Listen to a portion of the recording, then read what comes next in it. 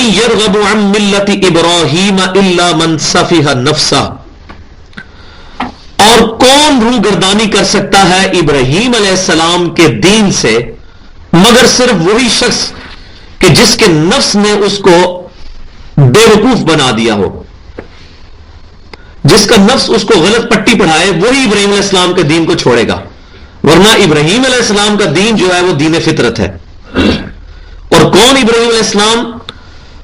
وَلَقَدِ اصْطَفَيْنَاهُ فِي الدُّنْيَا وَإِنَّهُ فِي الْآخِرَةِ لَمِنَ الصَّالِحِينَ، اور بے شک ہم نے ابراہیم علیہ السلام کو اس دنیا میں بھی چن لیا تھا اور بے شک وہ آخرت میں بھی نیکوکاروں میں سے ہوں گے۔ اس دنیا کے اندر بھی ابراہیم علیہ السلام اللہ تبارک و تعالیٰ کے برگزیدہ ہیں اور قیامت والے دن بھی اللہ تعالیٰ کے برگزیدہ ہوں گے۔ اذ قال له ربه اسلم، اور یاد کرو وہ وقت جب ابراہیم علیہ السلام کو ان کے رب نے فرمایا تھا کہ سر تسلیم خم کر دو،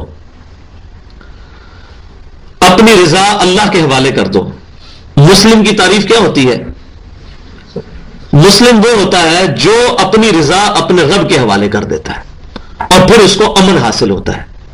اور اسلام کا ایک معنی امن بھی ہے اور اسلام کا ایک معنی ہے سر تسلیم خم کرنا، اپنی رضا کسی اور کے حوالے کرنا۔ To acquire peace by submitting your will to اللہ، اپنی رضا کو اپنے رب کے حضور پیش کرنے کے بعد قیامت والے دن کا امن حاصل کر لینا، وہ ہوتا ہے مسلمان۔ تو ابراہیم علیہ السلام وہ بڑے مسلمان تھے کہ جب ان کے رب نے ان کو کہا کہ اسلم، سر تسلیم خم کرو، قال اسلمت لرب العالمین، انہوں نے کہا کہ میں تمام جہانوں کے پالنے والے رب جو ساری کائنات کا رب ہے اس کے لیے سر تسلیم خم کرتا ہوں، جو میرے رب کی مرضی۔ اور یہ وہی چیز ہے جو کہ نبی صلی اللہ علیہ وسلم کے بارے میں بھی سورۃ الانعام کے اندر آئی، قل ان صلاتي ونسكي ومحياي ومماتي لله رب العالمین، اے نبی تم فرماؤ کہ بے شک میری نماز، میری قربانی، میرا جینا، میرا مرنا سب اللہ کے لیے ہے، لا شریک لہ، میں اس کے ساتھ کسی کو شریک نہیں ٹھہراتا، وبذالک امرت وانا اول المسلمین، اور مجھے اللہ تعالیٰ نے اسی بات کا حکم دیا ہے کہ سب سے پہلا فرما بردار میں بنوں۔ تو ابراہیم علیہ السلام نے کہا اسلمت لرب العالمین، میں اپنے رب کے حضور سر تسلیم خم کرتا ہوں۔ اور کیا سر تسلیم خم کیا؟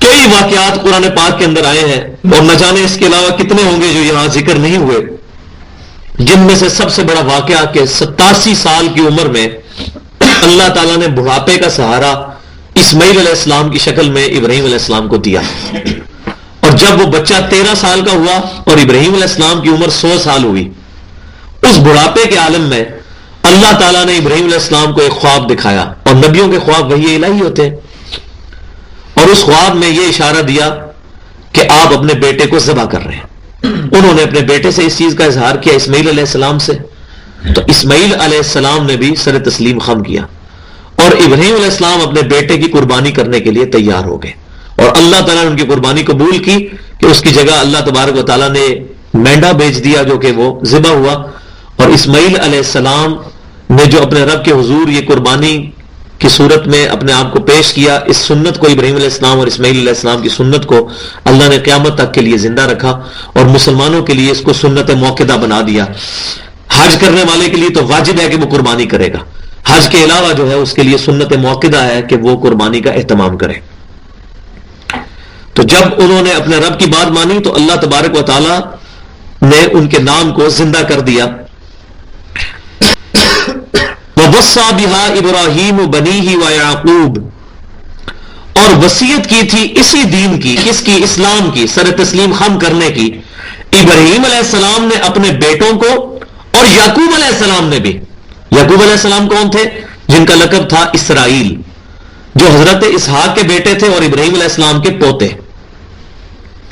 جن کو یہ کرسچنز اور جو جوڈائزم کے ماننے والے لوگ جیکب کہتے ہیں، یعقوب، جیکب۔ تو حضرت یعقوب علیہ السلام نے بھی اپنے بیٹوں کو اور ابراہیم علیہ السلام نے بھی اپنے بیٹوں کو کس کی نصیحت کی تھی؟ اسی دین کی، کہ اپنے آپ کو اپنے رب کے حوالے کر دو، یعنی اسلام۔ اور یعقوب علیہ السلام کی اس وصیت کا اللہ تبارک و تعالیٰ نے ذکر کیا ہے کہ انہوں نے کہا یا بنی ان اللہ اصطفى لكم الدین فلا تموتن الا وانتم مسلمون.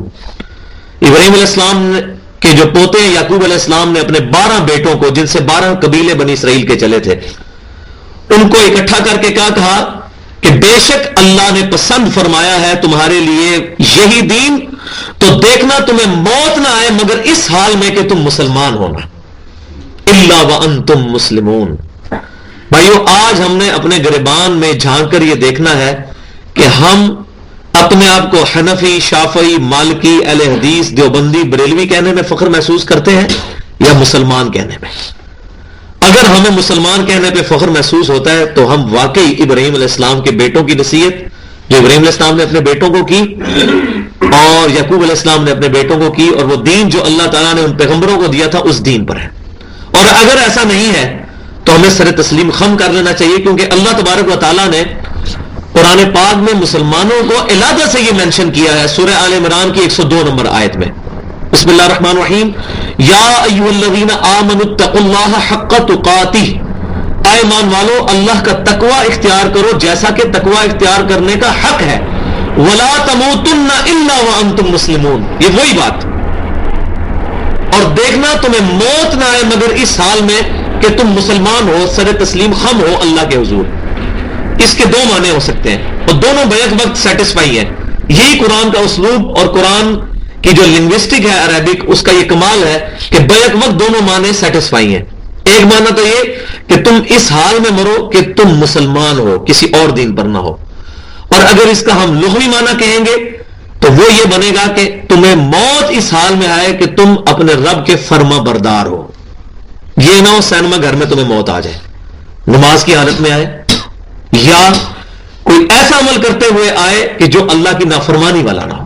ظاہر ہے کسی شخص کو اپنے موت کے اوپر تو اختیار نہیں، لیکن اس بات پر تو اختیار ہے کہ انسان اپنی مرضی سے نیکی اور برائی میں فرق کر کے ہدایت کا راستہ اختیار کر سکتا ہے. فَأَلْهَمَهَا فُجُورَهَا وَتَقْوَاهَا إِنَّا هَدَيْنَاهُ السَّبِيلَ إِمَّا شَاكِرًا وَإِمَّا كَفُورًا.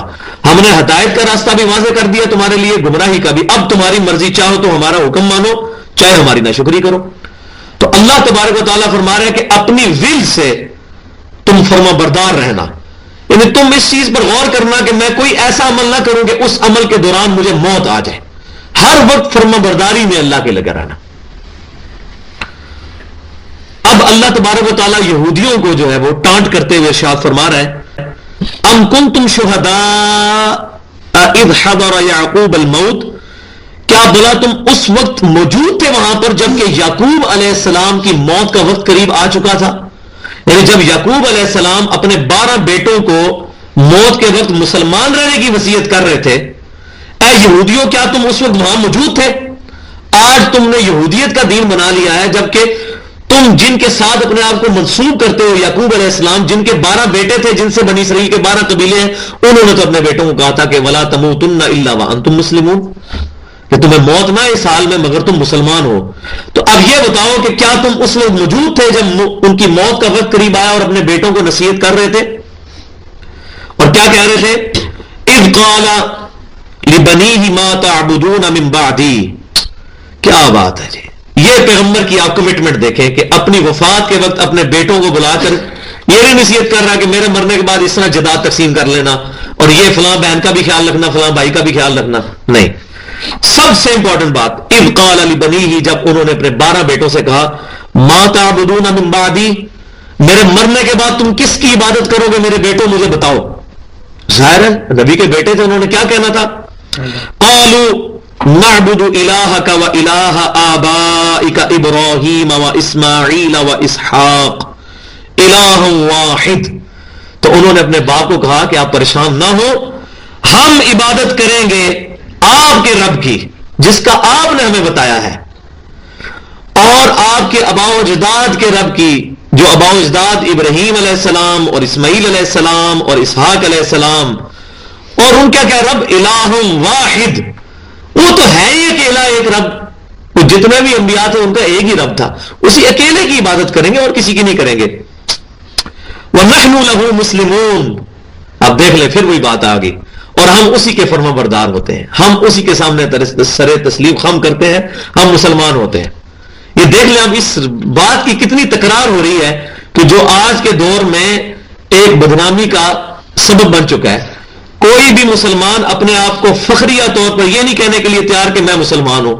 آپ یہاں سے چلیں اور شہر تک پہنچیں, جس مسلمان کا بھی انٹرویو کریں بھائی آپ کیا ہیں, کوئی کہے گا میں بریلوی ہوں, کوئی کہے گا میں دیوبندی ہوں, کوئی کہے گا میں اہل حدیث ہوں, کوئی کہے گا میں شیعہ ہوں, کوئی کہے گا میں قادیانی ہوں.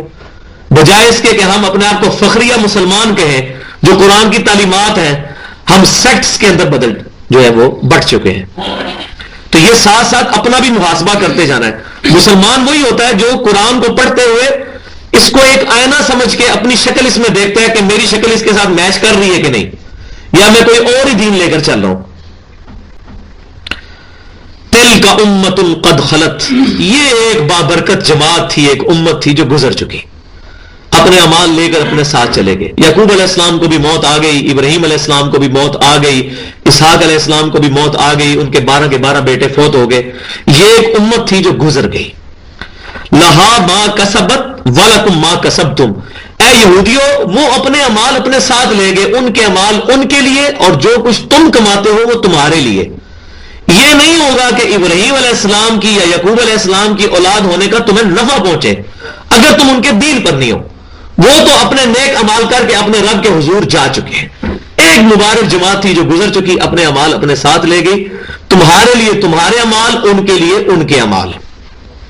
اور اس سے بھی بڑی بات ہو رہی ہے, وَلَا تُسْأَلُونَ عَمَّا كَانُوا يَعْمَلُونَ, اور تم سے یہ نہیں پوچھا جائے گا کہ وہ کیا کیا کرتے تھے, تمہیں یہ پوچھا جائے گا کہ تم نے کیا کیا دنیا کے اندر. تو یہ آج کے دور کے اندر بھی جب ہم بحثیں لے کر بیٹھ جاتے ہیں, اہل تشیع جب اہل سنت کے ساتھ بحث کرتے ہیں, وہ کہتے ہیں جی حضرت علی کی خلافت حق تھا, ابو بکر و عمر نے رضی اللہ عنہم نے اس کو جو ہے وہ غصب کیا, نعوذ باللہ. تو ہم ان بحثوں میں الجھ جاتے ہیں. اس کا بھائیو ایک ہی جواب ہے, تلک امت قد خلت لہا ما کسبت ولکم ما کسبتم. اور بھائیو اگر ابراہیم علیہ السلام اور اسحاق علیہ السلام اور اسماعیل علیہ السلام اور یعقوب علیہ السلام اور ان کے 12 بیٹوں کے بارے میں اللہ تعالیٰ فرما رہا ہے کہ وہ فوت ہو کے اللہ کے پاس جا چکے, اپنے اعمال ساتھ لے گئے, وہ امت گزر چکی ہے, ان کے اعمال ان کے ساتھ. تو سیدنا ابوبکر, سیدنا عمر, سیدنا عثمان, سیدنا علی رضی اللہ عنہم اجمعین کوئی پیغمبر تو نہیں ہے نا. ان سے اگر کسی معاملے میں خطا ہوئی یا ان کے آپس کے اختلافات تھے, وہ ہم کہیں اللہ کے سپرد. اللہ تبارک و تعالیٰ ان کو آپس میں راضی کر کے انشاءاللہ ان کا داخلہ جنت میں فرمائے گا انشاءاللہ. تو ان بحثوں میں نہ ہم الجھے, ہم یہ دیکھیں کہ ہمیں کیا کرنا ہے. ہمیں کیا کرنا ہے, اس ایک الہ کی عبادت کرنی ہے. اور اگر ہم نے اپنا عقیدہ اس کے مطابق نہ کیا جو کہ پیغمبروں کی بتائی ہوئی تعلیمات اور کتابوں کی تعلیمات اور صحابہ کرام علیہم رضوان کی تعلیمات ہیں, تو ہمیں ان کے ماننے والا ہونا یا ان کی اولاد میں سے ہونا کچھ نفع نہیں دے گی. کیوں کہ اللہ تبارک و تعالیٰ نے کیٹاگوریکل ڈنائی قرآن پاک میں کم از کم 2 مرتبہ ارشاد فرمایا. سورۃ النساء کی آیت نمبر 116 کے اندر بھی ارشاد فرمایا, اور آیت نمبر 48 کے اندر بھی, ان اللہ لا یغفر ان یشرک بہ, اللہ ہرگز اس گناہ کو معاف نہیں کرے گا کہ کوئی شخص اس حال میں اللہ کے حضور پیش ہو کہ اس نے شرک کیا ہوا. دنیا میں تو شرک معاف ہو جائے گا اگر معافی مانگ لی, قیامت والے دن کی یہ بات ہو رہی ہے. وَيَغْفِرُ مَا دُونَ ذَلِكَ لِمَن يَشَاءُ, اور اس کے علاوہ جو بھی گناہ ہے اگر چاہے گا تو معاف فرما دے گا. وَمَن يُشْرِكْ بِاللَّهِ فَقَدْ ضَلَّ ضَلَالًا بَعِيدًا, اور جو کوئی اللہ کے ساتھ شرک کرے گا وہ گمراہی میں دور جا گرا. اور پھر اس سے بھی بڑھ کر سورۃ المائدہ کے اندر 72 نمبر آیت میں فرمایا, إِنَّهُ مَن يُشْرِكْ بِاللَّهِ فَقَدْ حَرَّمَ اللَّهُ عَلَيْهِ الْجَنَّةَ وَمَأْوَاهُ النَّارُ, جو کوئی بھی اللہ کے ساتھ شرک کرے گا اللہ نے اس پر جنت حرام کر دی ہے, اس کا ٹھکانہ دوزخ ہے. وَمَا لِلظَّالِمِينَ مِنْ أَنصَارٍ, اور وہاں پر اس ظالم کا کوئی مددگار بھی نہیں ہوگا. حتیٰ کہ سید الاولین والآخرین, شفیع المذنبین, رحمت للعالمین, سیدنا و مولانا محمد رسول اللہ صلی اللہ علیہ وسلم کی صحیح بخاری اور مسلم میں متفق علیہ حدیث ہے. صحیح بخاری کے کتاب الدعوات چیپٹر میں, صحیح مسلم کے کتاب الایمان چیپٹر میں, کہ اللہ نے تمام انبیاء کو ایک دعا دی تھی جو انہوں نے دنیا میں کر لی, اور میں نے اپنی دعا اپنی امت کے لیے چھپا کر رکھی ہے. میں اس دعا کے ذریعے اپنی امت کی شفاعت کروں گا, اور میری شفاعت سے میرے ہر امتی کو نفع پہنچے گا سوائے اس شخص کے کہ جس نے دنیا میں اللہ کے ساتھ کسی قسم کا شرک کیا ہوا. شرک is the most sensitive issue in the sight of اللہ. اللہ کے حضور سب سے زیادہ حساس معاملہ ہے شرک کا. لہذا اس کی طرف امت کو لانا چاہیے کہ بھائیو ہم اس سلوگن کو پکڑیں کہ ایاک نعبد و ایاک نستعین. عبادت بھی صرف اللہ کی کریں گے جو الحمدللہ سارے اللہ ہی کے کرتے ہیں, چاہے کوئی بریلوی ہے, دیوبندی ہے, کوئی شیعہ ہے, کوئی اہل حدیث ہے. لیکن مسئلہ دوسرے حصے میں آتا ہے وَإِيَّاكَ نَسْتَعِينَ, غائب میں مدد کے لیے صرف اللہ کو پکاریں گے, دعا صرف اللہ سے کریں گے. اپروپریٹ ٹرانسلیشن بنے گی ایاک نستعین کی, اے اللہ ہم تیری ہی عبادت کرتے ہیں اور تجھی سے دعا مانگتے ہیں. یہ ظاہری اسباب اور ظاہری مدد کی بات نہیں ہو رہی, غائب میں پکارنا. سیدنا علی سے دعا نہیں مانگی جا سکتی, یا علی مدد نہیں کہا جائے گا, ورنہ یہ اللہ تبارک و تعالیٰ کے ساتھ دعا میں شرک ہو جائے گا. شیخ عبد القادر جیلانی رحمۃ اللہ علیہ سے دعا نہیں مانگی جا سکتی. اس جھگڑے میں پڑنے کی ضرورت ہی نہیں ہے کہ ان کو اللہ نے اختیار دیا یا نہیں دیا. ہم چھوٹی سی بات کرتے ہیں کہ بارش برسانا اللہ کی ذمہ داری ہے, لیکن اختیار اللہ نے فرشتوں کو دیا ہوا ہے. فرشتے اللہ کے اذن سے بارش برساتے ہیں, اور میکائیل علیہ السلام کی ڈیوٹی ہے بارش برسانے پر, جو کہ فرشتوں کے پیغمبر ہیں. کیا ہم بارش کے لیے کہیں گے المدد یا میکائیل, یا اللہ کو پکاریں گے؟ اللہ کو. اگرچہ فرشتے کے پاس اذن ہے, اذن ہونا یا نہ ہونا نہیں, پکارنا اللہ کو ہے. اگر سیدنا علی کو بالفرض اذن ملا ہے مدد کرنے کا, تب بھی علی رضی اللہ تعالیٰ عنہ کو پکارنا شرک ہے. پکاریں گے اللہ کو.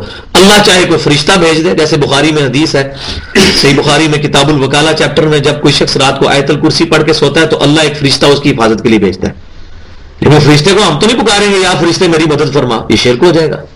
نہ ہم یہ کہیں گے فرشتوں یہ پیغام دے دو کہ خادم تمہارا سعید آ رہا ہے. نہیں, فرشتے کو ہم پکار ہی نہیں سکتے, اللہ کو پکاریں گے. درود شریف میں بھی اللہ کو پکاریں گے, اللہم صلی علی محمد, اے اللہ آپ بھیجے محمد صلی اللہ علیہ وسلم پر درود. تو پکارنا اللہ کو ہے. تو یہ تلک امت قد خلت سے بات میں نے شروع کی تھی کہ اس وقت مسئلہ اس امت کا وہ ہے موسٹ سینسٹیو ایشو, وہ ہے شرک. کہ اس کی طرف لوگوں کو بلایا جائے کہ بھائیوں تمام چیزوں سے بالا تر ہو کر اس بات پر ہم اکٹھے ہوں کہ نحن لہو مسلمون, ہم فرما بردار اللہ کے ہوں گے اور ہم عبادت کریں گے اس الہ کی. اور عبادت میں دو چیزیں اپنی پریکٹیکل جو ہماری رسومات ہیں, نماز کی شکل میں, روزے کی شکل میں, قربانی کی شکل میں, اور دوسری چیز وَإِيَّاكَ نَسْتَعِينَ, اور دعا بھی اللہ ہی سے مانگیں گے. وَقَالُوا كُونُوا هُودًا أَوْ نَصَارَىٰ تَهْتَدُوا, اور یہودی کہتے ہیں اور عیسائی, اب دیکھیں دونوں اکٹھے ہو گئے ہیں مسلمانوں کے خلاف, کہتے ہیں کہ كُونُوا هُودًا أَوْ نَصَارَىٰ, کہ ہو جاؤ یا تو یہودی یا نصارہ یعنی عیسائی, تَهْتَدُوا, تم ہدایت یافتہ ہو جاؤ گے. اب یہ کہتے ہیں کہ جی ہدایت کے لیے شرط یہ ہے کہ یا تو یہودی بن جاؤ یا عیسائی. حالانکہ آپس میں ایک دوسرے کو وہ کافر کہتے تھے, لیکن مسلمانوں کے خلاف ان کی ایسی جذبات بڑھتے کہ انہوں نے کہا نہیں, یا تو یہودی ہو جاؤ یا عیسائی ہو جاؤ تو تم کامیاب ہو جاؤ گے. اللہ تعالیٰ فرماتا ہے قل بل ملت ابراہیم حنیفا, اے محبوب صلی اللہ علیہ وسلم تم فرماؤ یہودی عیسائی ہونے سے مغفرت نہیں ہونی, بلکہ بل ملت ابراہیم حنیفا, ابراہیم علیہ السلام کی ملت پر آنا ہے جو حنیفہ تھے, سب سے ٹوٹ کر ایک اللہ کے ہو گئے تھے. حنیفہ کہتے ہیں جو سب جھوٹے معبودوں سے ہٹ کر ایک سچے اللہ کو اپنا پروردگار اور مشکل کشا اور حاجت روا مان لے. وما کان من المشرکین, اور وہ مشرک بھی نہیں تھے, نہ وہ یہودی تھے نہ ابراہیم علیہ السلام عیسائی تھے. یہ مضمون کھولے گا سورہ ال عمران میں, ما کان ابراہیم یہودی ولا نصرانیہ ولکن کان حنیفا مسلما وما کان من المشرکین. تو تینوں گروہوں کی نفی ہو گئی, کیونکہ جو مشرکین مکہ تھے وہ بھی یہ کہتے تھے کہ ابراہیم علیہ السلام کی ہم اولاد ہیں. وہ ہے تو تھے اولاد, لیکن ان کے دین پر تو نہیں تھے, بنو اسماعیل تھے وہ. تو اللہ تعالیٰ ہمارا ابراہیم علیہ السلام نہ یہودی تھے نہ عیسائی تھے اور نہ ہی مشرکین مکہ کے دین پہ تھے, بلکہ کیا تھے وہ ایک اللہ کے ہو گئے تھے, حنیفہ تھے. وما کان من المشرکین, اور سب سے بڑا ان کا ٹائٹل جو ان کے سر پہ تاج سجا تھا کہ وہ مشرک نہیں تھے. ابراہیم علیہ السلام کی جہاں بھی تعریف آئی ہے تو ان کو جو سمجھے کہ اس کا جو ایپیکس دیا گیا, ضربہ سلام جو اس کی چوٹی آئی ہے, وما کان من المشرکین. اور یہ بات یاد رکھیں کہ قیامت والے دن کسی بھی شخص کا سب سے بڑا ٹائٹل یہ ہوگا کہ اللہ تعالیٰ یہ فرما دے کہ اس بندے نے شرک نہیں کیا دنیا میں. کیونکہ شرک کی کتنی برانچز ہیں. جمہوریت کو ماننا بھی شرک ہے, طاغوت کی حکمرانی کو دل سے تسلیم کر لینا بھی شرک ہے. شرک کی کتنی اقسام ہے. تو یہ پیغمبر ہی ہو سکتے ہیں جو 100% شرک سے محفوظ ہوں. اور یہ بھی فرمایا گیا مسند امام احمد میں کہ جس نے کسی کے دکھلاوے کے لیے روزہ رکھا اس نے شرک کیا, کسی نے کسی کے دکھلاوے کے لیے صدقہ کیا اس نے شرک کیا, اور جس نے کسی کے دکھلاوے کے لیے نماز پڑھی اس نے شرک کیا. تو ریاکاری بھی شرک ہے, اگرچہ ریاکاری وہ شرک نہیں ہے کہ جو کبھی معاف نہیں ہوگی, یہ شرک اصغر ہے. وہ صحیح حدیث میں موجود ہے کہ مجھے تم سے شرک اصغر کا زیادہ خوف ہے. یہ والا شرک تو معاف ہو جائے گا, شرک اکبر معاف نہیں ہوگا. ایاک نعبد و ایاک نستعین, عبادت بھی اللہ کی اور دعا بھی اللہ سے, لیکن یہ بھی کسی درجے میں تو ہے. تو میں سمجھتا ہوں قیامت والے دن سب سے بڑا ٹائٹل کسی شخص کے سر پر رکھا جا سکتا ہے تو یہ ہے وما کان من المشرکین, یہ مشرک نہیں تھا. اور ابراہیم علیہ السلام کی جب بھی تعریف ہوئی ہے نا, تو آپ کو تعریف میں جب اینڈ میں بات پہنچتی ہے نا, تو سب سے بڑا ٹائٹل لگایا جاتا ہے کہ وما کان من المشرکین, وہ مشرک نہیں تھے.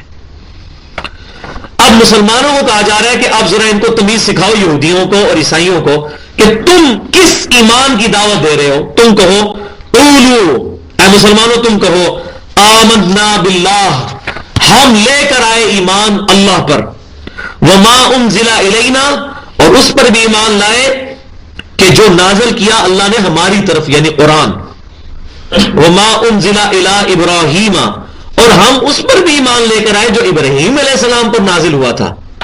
ہم ایسا نہیں ہے کہ مسلمان ہونے کے بعد باقی تمام نبیوں کو نگیٹ کر دیں, جس طرح کہ یہودیوں نے کہا کہ حضرت عیسیٰ علیہ السلام نعوذ باللہ ولد الحرام ہے, ولد الزنا ہے, نعوذ باللہ.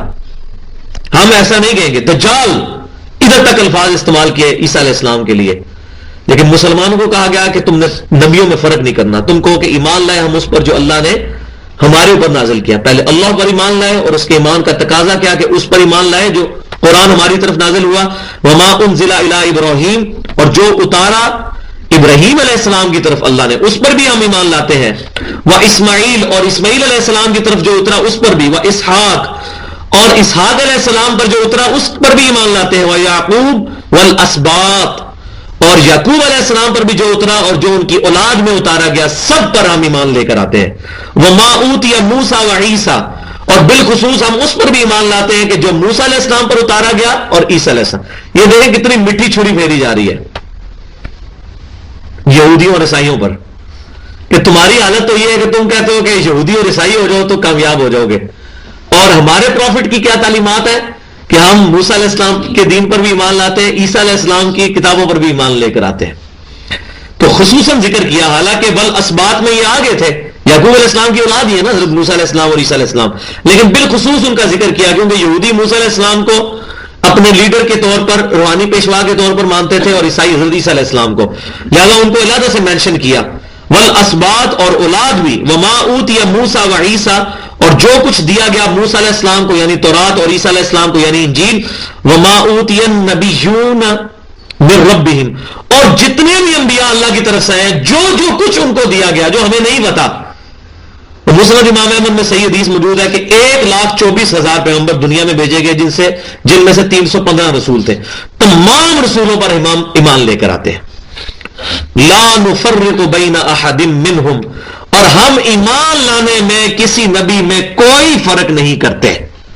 یہ مرتبے کی بات نہیں ہو رہی, ایمان لانے کی. مرتبے کا تو فرق ہے, تو قرآن نے خود مینشن کیا ہے.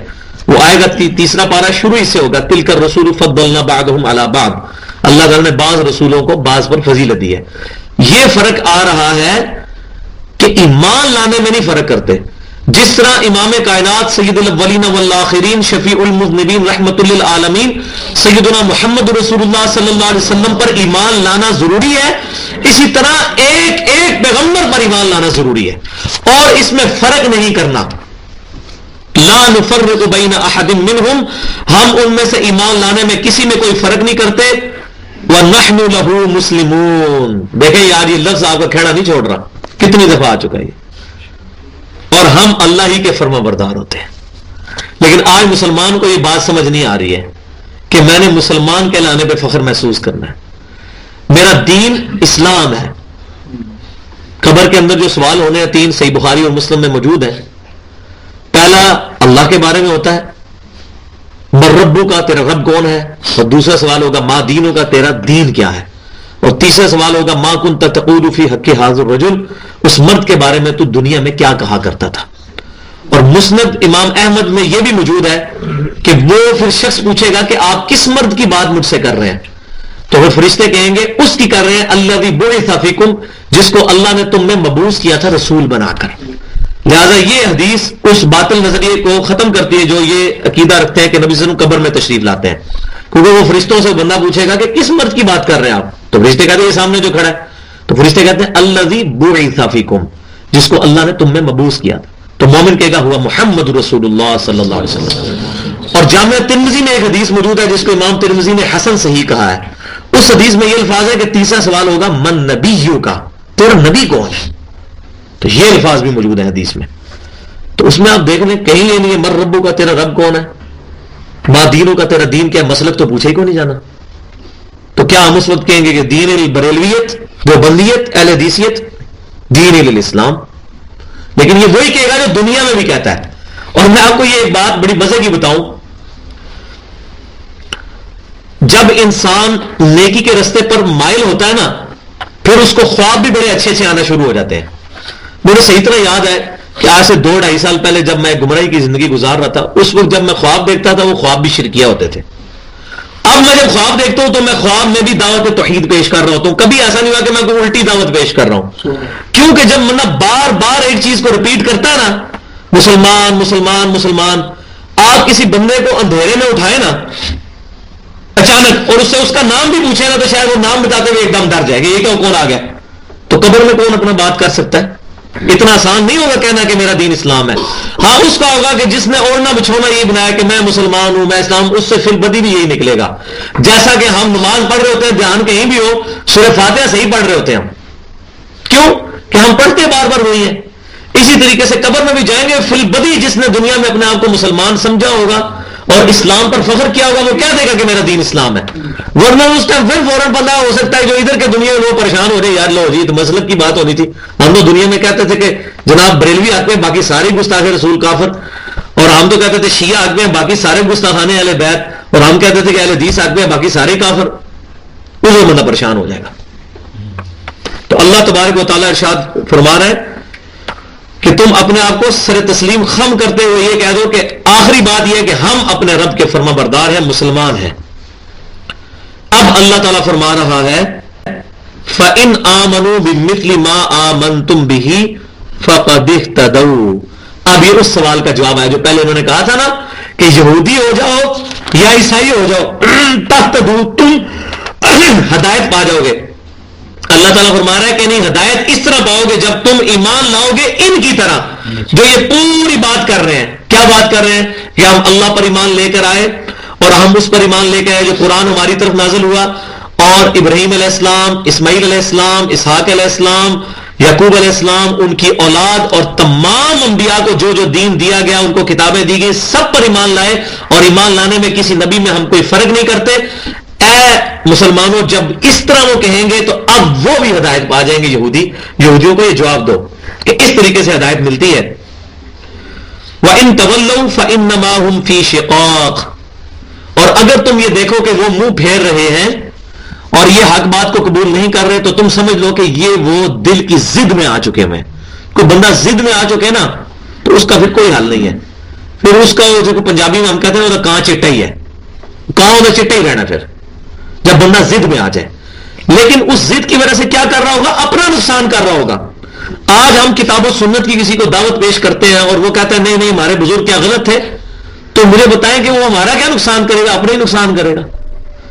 ہم نے تو حق بات اس تک پہنچا دی، زیادہ ٹینشن لینے کی ضرورت نہیں ہے۔ ابو جہل نے نبی صلی اللہ علیہ وسلم کا کوئی نقصان نہیں کیا، اپنا نقصان کیا۔ یہودیوں نے عیسیٰ علیہ السلام کو دجال اور ولد الزنا کہہ کے اپنا ہی نقصان کیا۔ صرف 12 ہماری آپ پر ایمان لے کر آئے آپ کی مبارک زندگی کے اندر، آپ کو زندہ اٹھایا جانے سے پہلے، تو کیا وہ ناکام ہو گئے؟ نہیں۔ نوح علیہ السلام پر صرف 80 بندے ایمان لے کر آئے، نوح علیہ السلام ناکام نہیں ہوئے، ان کی قوم ناکام ہوئی، وہ 80 لوگ کامیاب ہو گئے۔ لیکن اس میں دوسرا پہلو بھی ہے کہ ہماری دعوت بھی پازیٹو انداز میں ہونی چاہیے۔ جب آپ فرقے کی دعوت پیش کریں گے، آپ اس کو کہیں گے میں دیوبندی ہوں، تو فوراً ایک بریلوی ہوگا وہ کہے گا اچھا یہ مجھے دیوبندی کرنا چاہتا ہے. آپ کہیں گے میں بریلوی ہوں اور وہ سامنے والے حدیث ہوگا وہ سمجھ لے گا اچھا اچھا اچھا. آپ اس کو کہیں بھائی تم ننگے سر نماز کیوں پڑھ رہے ہو, وہ آپ اس سے پوچھے گا بھائی آپ کیا ہیں, آپ کہیں گے میں بریلوی. اچھا اچھا اچھا اچھا یہ بریلوی ہے اس لیے مجھے کہہ رہا ہے کہ ننگے سر کیوں نماز پڑھ رہے ہو. اس نے پھر آپ کی کوئی بات نہیں سننی.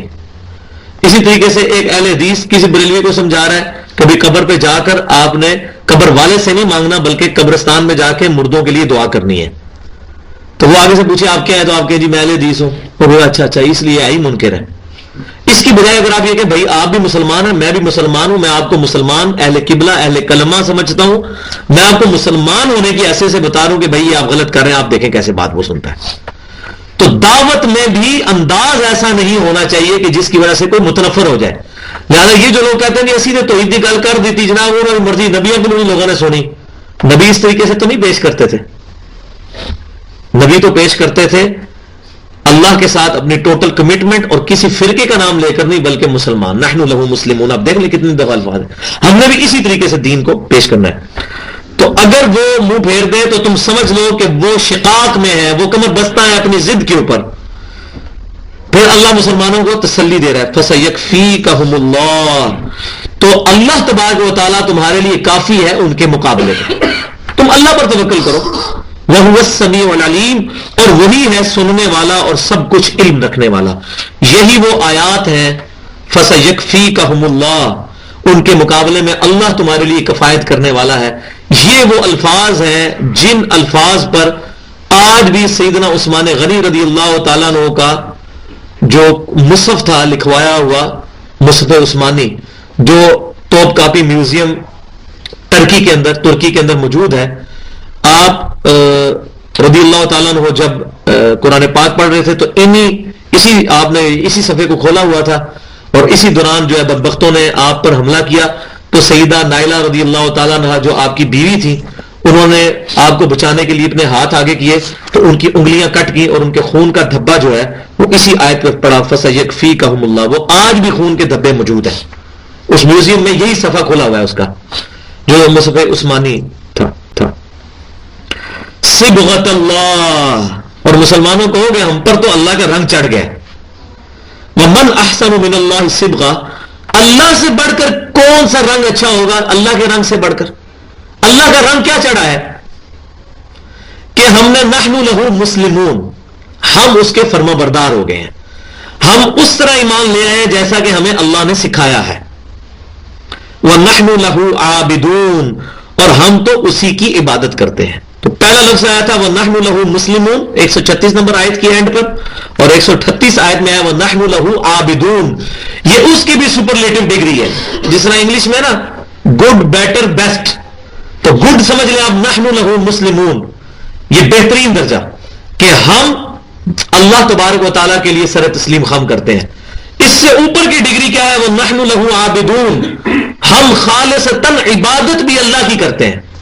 صرف سر تسلیم خم نہیں بلکہ عبادت بھی صرف اللہ کی. ایاک نعبد و ایاک نستعین, عبادت بھی اللہ کی اور دعا بھی صرف ایک اللہ سے.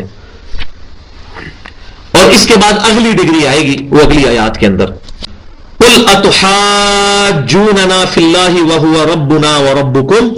اے محبوب صلی اللہ علیہ وسلم آپ فرمائیے کہ یہودیوں کیا تم ہم سے جھگڑا کرتے ہو اللہ کے بارے میں جو کہ کامن ہے ہم میں, وہو ربنا وربکم, جو ہمارا بھی پالنے والا اور تمہارا بھی پالنے والا ہے, اس کے معاملے میں ہم سے جھگڑا کر رہے ہو یہودیوں تم, جب ہمارا کامن فیکٹر ایک ہے جو سورہ ال عمران میں آئے گا 64 نمبر آیت میں قل یا اہل الکتاب تعالوا الی کلمۃ سواء بیننا وبینکم.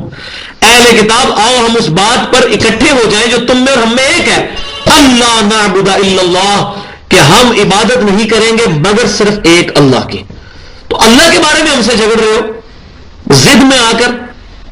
اب اللہ پر تو ایمان رکھتے تھے نا, لیکن وہ اس طرح کا ایمان نہیں رکھتے تھے جس طرح کہ اللہ تعالیٰ کو ریکوائرڈ تھا, اور مسلمانوں کی ضد میں آ کر وہ اللہ تبارک و تعالیٰ کے بارے میں بھی بکواس کر دیتے تھے. وہ آگے آئے گا یہودی کہتے تھے اللہ تو فقیر ہے اسی لیے تو ہم سے مانگتا ہے, نعوذ باللہ. حالانکہ اللہ کو وہ مانتے تھے لیکن وہ ضد میں آ کر یہ بات کر لیتے تھے. جیسا کہ ابھی محرم کے دن ہی گزرے ہیں, 10 محرم تھی کچھ دن پہلے, تو ہمارے مسلمانوں میں چند ضدی لوگ ہیں، جب ان کو کہا جاتا ہے کہ بھائی یزید نے سیدنا حسین علیہ السلام کا بدلہ کیوں نہیں لیا؟ ٹھیک ہے وہ ڈائریکٹلی انوالو نہیں تھا، انڈائریکٹلی انوالو تھا، مجرم اس لیے ہے کہ اس نے حسین رضی اللہ تعالیٰ عنہ کے قاتلوں سے بدلہ نہیں لیا۔ عبید اللہ ابن زیاد، جس کے بارے میں صحیح بخاری میں موجود ہے کہ عبید اللہ ابن زیاد کے سامنے لا کر سیدنا حسین کا سر رکھا گیا تھا اور چھڑی مارنے لگا تھا، اور وہ کہنا یہ شروع ہو گیا کہ یہ کتنا خوبصورت چہرہ ہے جو میں نے آج سے پہلے نہیں دیکھا۔ تو حضرت انس بن مالک رضی اللہ تعالیٰ پاس بیٹھے تھے، ان کا اپنی چھڑی پیچھے کر خدا کی قسم رسول اللہ صلی اللہ علیہ وسلم کے ہم شکل سب سے زیادہ سیدنا حسین تھے۔ تو ہم یہ پوچھتے ہیں یزیدیوں سے، جو یزید کو وہ بخاری کی وہ روایت جھوٹے طریقے سے فٹ کر کے جنتی ثابت کرنے کی کوشش کرتے ہیں۔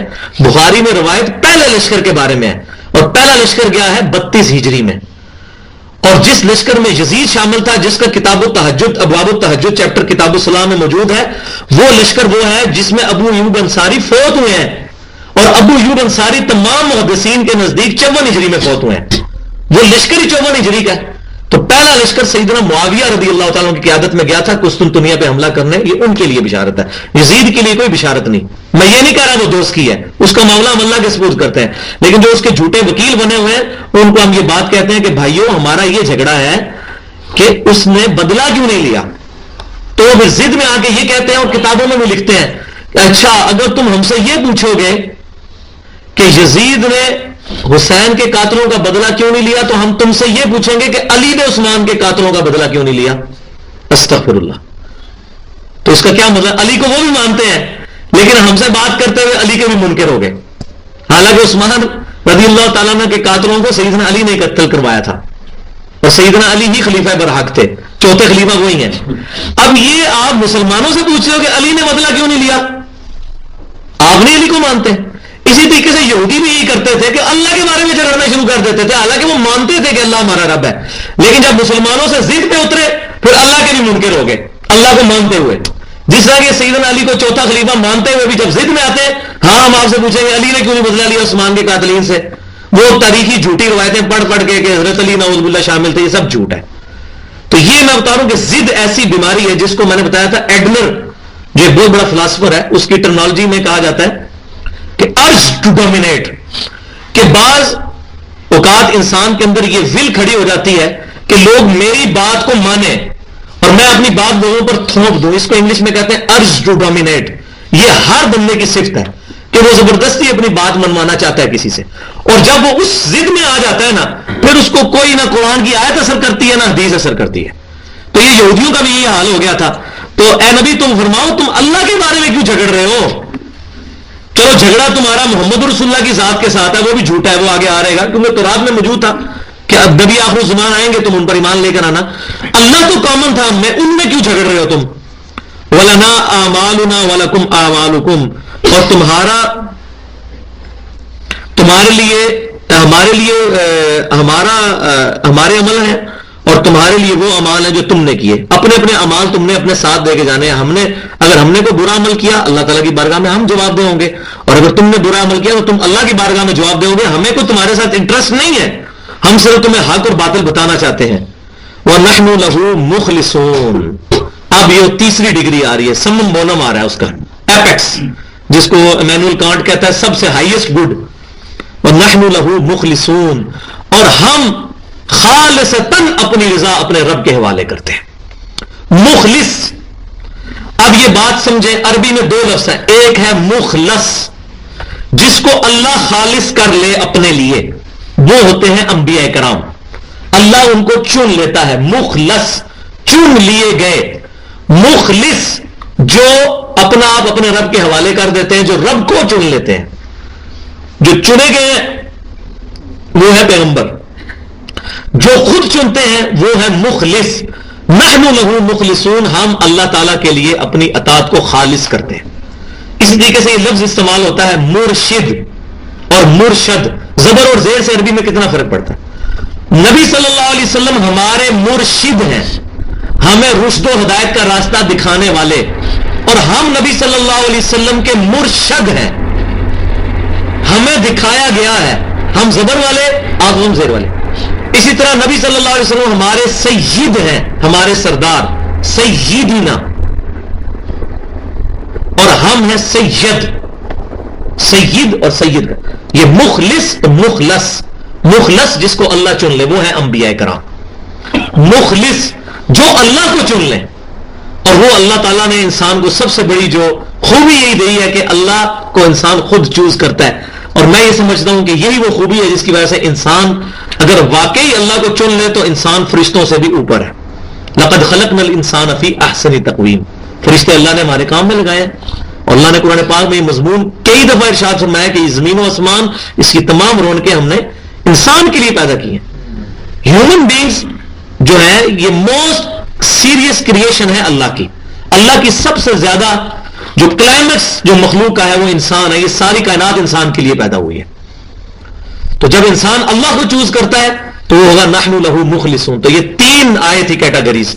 پہلی ڈگری آئی تھی نحن لہو مسلمون, ہم, یہ آیت نمبر 136, ہم سر تسلیم خم کرتے ہیں اپنے رب کے لیے. پھر اس کے بعد آیا تھا 138 میں وَنَحْنُ لَهُ عَابِدُونَ, اور ہم عبادت بھی خالصتاً اللہ کے لیے کرتے ہیں. اور اب اس کی آخری ڈگری کہ وَنَحْنُ لَهُ مُخْلِصُونَ, اور ہم خالصتاً اپنی رضا اپنے رب کے حوالے کرتے ہیں اور مخلص دین خالصتاً اللہ کے لیے اڈاپٹ کر لیتے ہیں. اخلاص, اللہ تعالیٰ ہمیں اخلاص نصیب فرمائے, کیونکہ اخلاص کے بغیر کوئی عبادت قبول نہیں ہے. 3 ہی چیزیں ہیں. نمبر 1 عقیدہ درست ہو, نمبر 2 عمل امام کائنات صلی اللہ علیہ وسلم کی سنت کے مطابق ہو. دنیا کا کتنا بھی اچھا عمل اگر سنت کے خلاف ہے وہ بھی مردود ہے, اور سنت کے مطابق عمل ہے لیکن عقیدہ صحیح نہیں ہے وہ بھی فارغ. اور تیسری چیز ہے اخلاص, ریاکاری نہ ہو, خالصتاً اپنی رضا اللہ کے حوالے کرنا. کسی کا عقیدہ بھی درست ہے, عمل بھی سنت کے مطابق ہے, لیکن خالصتاً اللہ کے لیے نہیں ہے تو وہ بھی ختم ہو جائے گا. تو یہ 3 شرطیں ہیں, عقیدے کا درست ہونا, اور دوسرا سنت کے مطابق عمل ہونا, اور تیسرا اخلاص.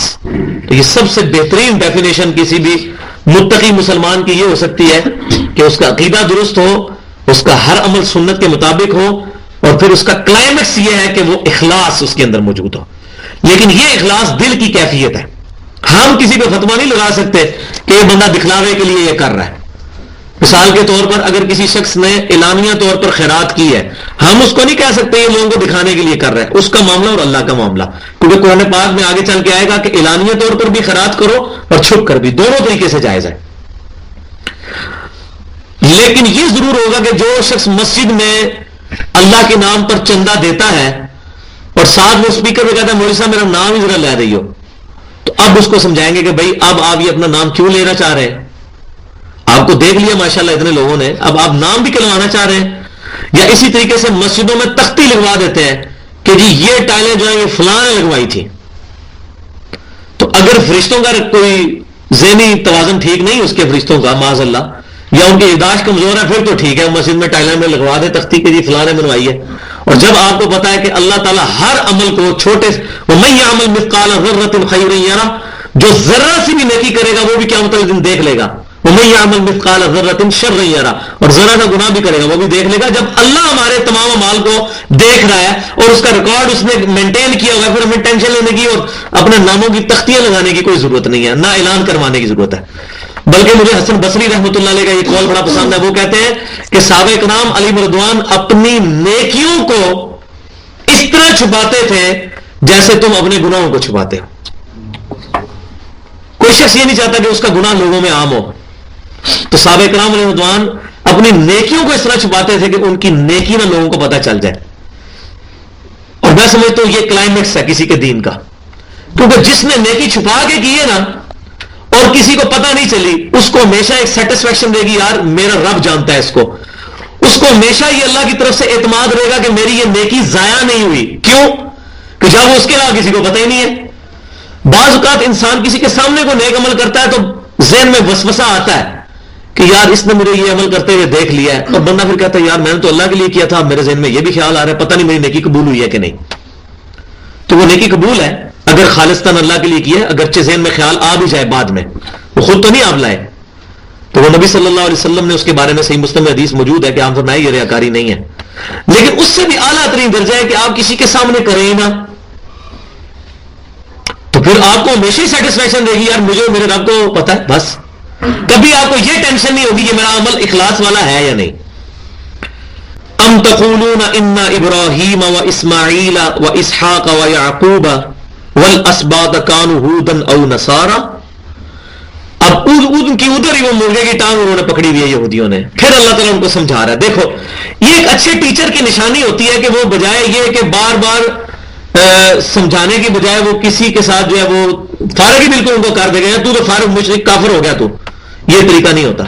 بار بار اللہ تعالیٰ فرما رہے اب کیا تم لوگ یہ کہتے ہو یہودیوں کہ بے شک ابراہیم اور اسماعیل اور اسحاق اور یعقوب اور ان کی اولاد کانوا ھودا او نصارا, وہ یہودی یا عیسائی تھے؟ تم یہ کہتے ہو؟ تو شرم کرو. قل اانتم اعلم ام اللہ, یہ وہ جواب آیا بالکل ترکی بترکی جواب. اے محبوب صلی اللہ علیہ وسلم تم فرماؤ کیا تم بہتر جانتے ہو یا اللہ بہتر جانتا ہے کہ ابراہیم علیہ السلام یہودی تھے یا عیسائی, اسماعیل علیہ السلام, اسحاق علیہ السلام, یعقوب علیہ السلام ان کی اولاد یہودی تھے یا عیسائی؟ یہ اللہ کو بہتر پتا ہے یا تمہیں بہتر پتا ہے؟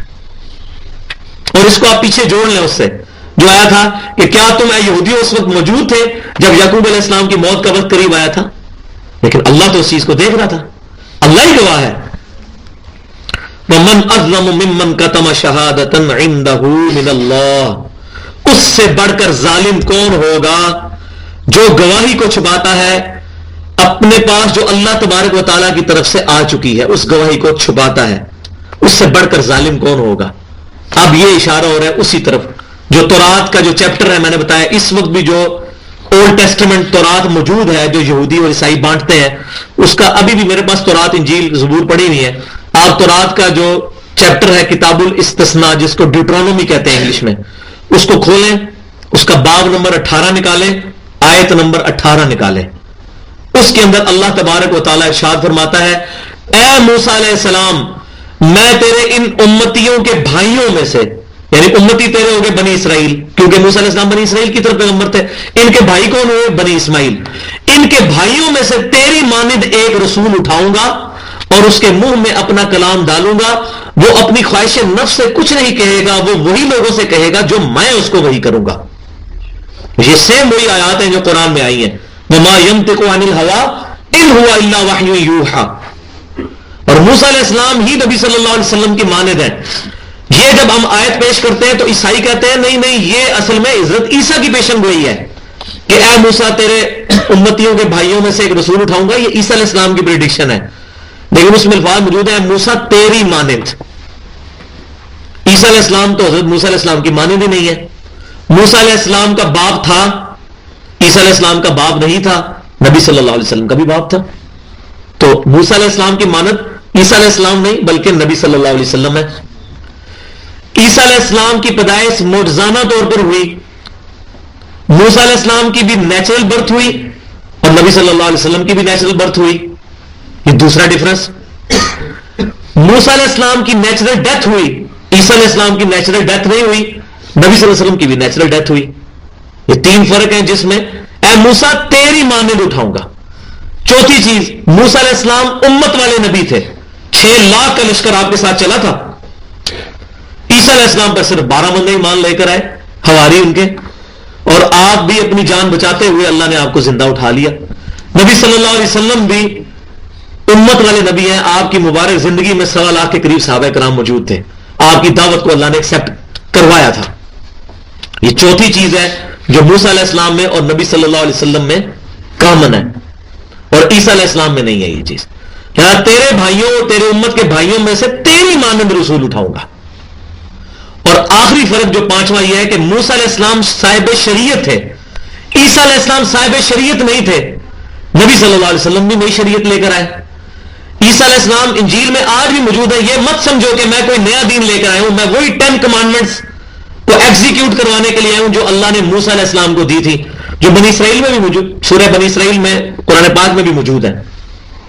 تو عیسیٰ علیہ السلام پیغمبر بھی تھے, نبی بھی تھے, رسول بھی تھے, لیکن ساتھ ہی ساتھ بنی اسرائیل میں دین موسوی کے مجدد بھی بن کر آئے تھے کہ موسیٰ علیہ السلام کے دین میں جو تحریفات آ چکی تھی ان کو انہوں نے ختم کیا اور صحیح چیز سے روشناس کروایا. وہ علیحدہ سے کوئی شریعت نہیں لے کے آئے تھے.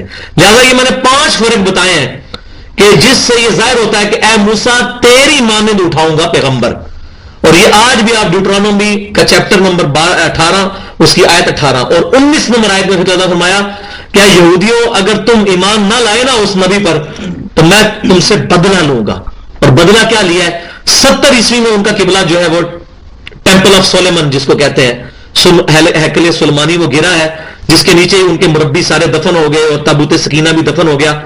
اور آج آپ دیکھ لیں تقریباً اس کو مسمار ہوئے 2000 سال ہو چکے ہیں اور آج تک وہ تعمیر نہیں, ان کا قبلہ گرا پڑا ہوا ہے. تو ذلیل و خوار ہو رہے ہیں پوری دنیا کے اندر. پہلے عیسائیوں نے ان کو ختم کیا, آپ کو پتا ہے ہٹلر نے کیا کچھ کیا, اور پوری تاریخ ہے. تو وہ ذلیل و خوار, کیونکہ اللہ نے فرمایا تھا یہودیوں تم نہ اگر ایمان لائے تو میں تم سے بدلہ لوں گا. کیوں کہ یہودی تو جانتے تھے کہ یہ اللہ کے نبی ہیں. عیسائیوں میں تو اہل علم بہت کم تھے, یہودی تو تورات کے عالم تھے, ان کو تو پتا تھا, لیکن انہوں نے جانتے بوجھتے ہوئے امام کائنات صلی اللہ علیہ وسلم کی دعوت کو قبول نہیں کیا. وَمَا اللَّهُ بِغَافِلٍ عَمَّا تَعْمَلُونَ, اور یہودیوں یہ نہ سمجھنا کہ اللہ تعالیٰ تمہارے عملوں سے غافل ہے, اور اللہ غافل نہیں ہے تمہارے ان کرتوتوں سے. قیامت والے دن بھی اللہ بدلا لے گا, دنیا میں بھی تمہیں ذلیل کرے. تِلْكَ أُمَّةٌ قَدْ خَلَتْ, اب وہ آیت ریپیٹ ہو رہی ہے. اور یہ بات یاد رکھیں, قرآن پاک میں جتنے امپورٹنٹ مضمون ہیں نا, بہت زیادہ جو امپورٹنٹ ہے وہ کم از کم 2 دفعہ ریپیٹ ہوتے ہیں ایگزیکٹ انہی آیات کے ساتھ. جیسے یہ آیت جو ہے ان اللہ لا یغفر ان یشرک بہ ویغفر ما دون ذلک لمن یشاء, یہ بین انہی الفاظ کے ساتھ 2 دفعہ موجود ہے. اب یہ وہ امپورٹنٹ آیت دوبارہ ریپیٹ ہو رہی ہے, تلک امۃ قد خلت, یہ ایک مبارک گروہ تھا جو اپنے اعمال اپنے ساتھ لے کر چلا گیا, اللہ نے ان کو جنتوں تک پہنچا دیا. یہودیوں یہ نہ سمجھنا ہم ان کی اولاد ہے تو ہم بھی ان کے ساتھ ہی وہاں پہنچ جائیں گے.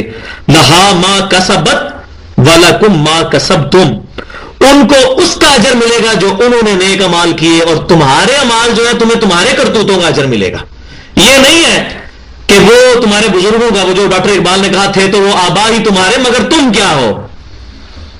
خالی آبا تو وہ ہمارے ہی تھے, صحابہ کرام علیہم رضوان روحانی ہمارے پیشوا وہی لوگ تھے, لیکن ہم کیا ہیں, ہماری تعلیمات جو نبی صلی اللہ علیہ وسلم کی بتائی ہوئی تعلیمات پر ہمارا عمل ہی نہیں ہے. تو وہ اس کو جو ڈاکٹر اقبال نے بھی جو کنکلوڈ کیا نا اپنے جواب شکوہ کو, کی محمد سے وفاتوں نے تو ہم تیرے ہیں, یہ جہاں چیز ہے کیا لوح و قلم تیرے ہیں. کہ اگر تو نے محمد صلی اللہ علیہ وسلم کی صحیح معنوں میں اتباع کر لی تو لوح و قلم پہ جو فیصلے ہوں گے وہ اللہ تبارک و تعالیٰ تمہاری دعاؤں کو قبول کرے گا. یہ معنی ہے اس کا. اور یہ یہودیوں کے لیے بھی تھا کہ اگر وہ آئے گا آگے بھی چل کر کہ اگر یہ مان لے آتے تو ان کے لیے بڑا اچھا ہوتا. تلک امۃ قد خلت لها ما کسبت ولکم ما کسبتم ولا تسألون عما كانوا يعملون, اور تم سے یہ نہیں پوچھا جائے گا کہ وہ کیا کیا کرتے تھے. یہ وہی بات آ رہی ہے بھئی, ہم سے یہ نہیں پوچھا جائے گا کہ حضرت امیر معاویہ رضی اللہ تعالیٰ عنہ نے حضرت علی کی بیعت کیوں نہیں تھی کی, یہ ہمیں نہیں پوچھا جانا. یہ ہم نے اپنی شکل بھی تو دیکھنی ہے نا اس کے اندر. ہمیں یہ نہیں پوچھا جانا, ہمیں یہ پوچھا جانا تمہارے اعمال کیا ہیں. خالی ان کے ساتھ نسبت لگا لینے سے ہماری مغفرت نہیں ہو جائے گی, بلکہ ان کے والے اعمال بھی اختیار کرنے ہوں گے. آج انشاءاللہ تعالی سورۃ البقرہ کا 17 نمبر رکوع پارہ نمبر 2 سے شروع کریں گے, اور یہاں پر میں تھوڑی سی تمہیدی گفتگو اس حوالے سے کر لوں کہ بنی اسرائیل جو کہ اللہ تعالیٰ کی لاڈلی امت تھی 2000 سال تک کے لیے, انہوں نے جب اپنے انبیاء کرام علیہ السلام کی تعلیمات کو فالو نہیں کیا اور تورات اور انجیل کو پس پش ڈالا, تو اللہ تبارک و تعالیٰ نے اس کی پاداشت میں ان کو دنیا میں ذلت کا عذاب چکھایا اور آخرت میں ان کو دردناک عذاب کی خوشخبری بھی سنا دی قرآن پاک کے اندر. اور پھر اللہ تعالیٰ نے سورۃ البقرہ میں تقریباً مسلسل 9 رکوع ان کی جو غلطیاں تھیں ان کو پوائنٹ آؤٹ کر کے ان پر فرد جرم عائد کر کے پھر کنکلوڈنگ طور پر ارشاد فرمایا کہ اب ہم بنی اسرائیل کو اس منصب سے معزول کرنے لگے ہیں جس منصب پر وہ 2000 سال سے فائز تھے, اور 3 کتابیں ان میں نازل ہوئی, تورات, زبور اور انجیل. اس کے باوجود اللہ تبارک و تعالیٰ نے انبیاء کرام علیہ السلام کو قتل کرنے کی وجہ سے اور ان کی تعلیمات کو چھوڑنے کے سبب اب ان کو اس منصب سے معزول کر دیا ہے, اور اب نئی امت کھڑی ہو رہی ہے جو امت محمدیہ صلی اللہ علیہ وسلم ہے. اور اس امت کی تاج پوشی کی حیثیت سے جو سب سے بڑا سمبل ہے وہ یہ ہے کہ اس جو قبلہ ہے وہ یروشلم سے اب بیت اللہ قیامت تک کے لیے اللہ تعالیٰ نے بنا دیا. تو تقریباً 4 رکوع جو ہیں وہ تحویل قبلہ کے اوپر سورۃ البقرہ کے نازل ہوئے. اور اس کا سبب یہ تھا کہ عموماً جو لوگ پریکٹسنگ لوگ ہوتے ہیں، دین پر چلنے والے لوگ، ان میں وقت کے ساتھ ساتھ یہ نیگیٹو نیچر کریٹ ہو جاتی ہے کہ وہ دین میں جو ظاہری چیزیں ہیں ان کو بہت زیادہ امپورٹنس دیتے ہیں. حالانکہ ظاہر کی بھی امپورٹنس ہے، اس میں کوئی شک نہیں، لیکن اصل چیز جو ہے اس کا باطنی رخ ہے. تو اب ظاہری علامت جو بہت بڑی تھی بنی اسرائیل کے لیے، اور مسلمان بھی کچھ عرصہ تک یروشلم کی طرف 17 ماہ تک نماز پڑھتے رہے، اور اس چیز کا ثبوت جو ہے صحیح بخاری کے اندر موجود ہے. تو اب مسلمانوں کے لیے بھی بہت بڑا امتحان تھا، اور یہودیوں کے لیے بھی. یہودی پہلے تو یہ سمجھتے تھے کہ یہ تو موسیٰ علیہ السلام کے دین ہی کی ترویج کی جا رہی ہے، اور آپ صلی اللہ علیہ وسلم کو علادہ سے دین نہیں لے کر آئے. اور بات بھی یہی ہے، صرف شریعت کا فرق ہے، باقی دین تو وہی ہے. تو اب ان پر بھی امتحان آیا کہ وہ نبی صلی اللہ علیہ وسلم کی مخالفت پر بالکل سامنے آ گئے، اور جو اہل حق تھے انہوں نے دعوت قبول کر لی. تو اللہ تبارک و تعالیٰ نے دین میں جو ظاہر کی اہمیت ہے اس کو سیکنڈ پرائورٹی پہ رکھا ہے. اصل چیز جو ہے وہ فرسٹ پرائورٹی، ٹاپ پرائورٹی جو ہے اس کے باطنی جو حقائق ہیں.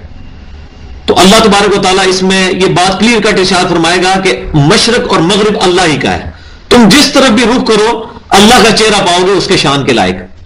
اصل مقصد یہ نہیں ہے کہ آپ کا چہرہ مشرق میں یا مغرب میں ہے، اصل یہ چیز ہے کہ آپ اپنا تن من دھن سب کچھ اپنے رب کے لیے قربان کریں، اور اللہ اور اس کے رسول صلی اللہ علیہ وسلم کی تعلیمات کو اوبے کریں. تو اس کانٹیکسٹ میں یہ گفتگو اب شروع ہو رہی ہے. بسم اللہ الرحمن الرحیم.